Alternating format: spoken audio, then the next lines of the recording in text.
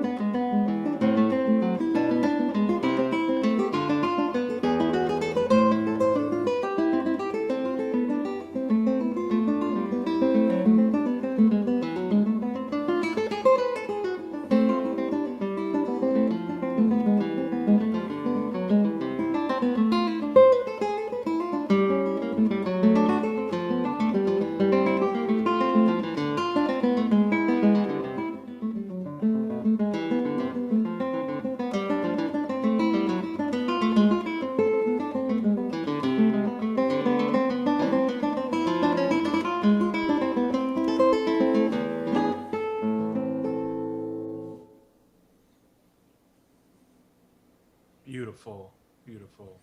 So I have to ask you, isn't that a little more difficult to play than a regular guitar with all of those frets in those different places? As if the regular guitar is not difficult enough to play, right? It takes a little bit of time to get used to, absolutely, because some fingers, feel a little bit out of place because the fret itself is out of place. But it once one gets into flow of things, it's not as problematic as it may seem. But I do admit that it looks a little bit frightening, especially all those frets down there that are sort of crisscross. Impressive. Through the years, I think I've lost track of how many times you've played, but it's always a pleasure to have you in the series. And unfortunately, this has to be virtual, but I'm really looking forward to this recital, which is this Sunday, January 30th at 4 p.m. Pacific time. So that'll be broadcast from LA.